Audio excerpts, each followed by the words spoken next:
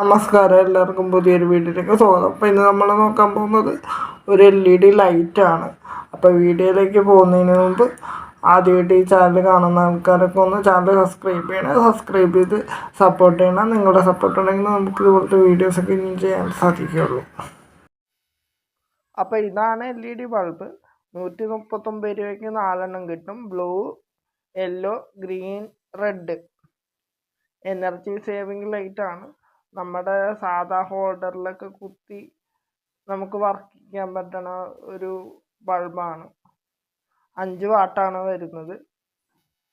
നല്ല റേറ്റിങ്ങും കാര്യങ്ങളൊക്കെ ഉണ്ട് ഇതിന്.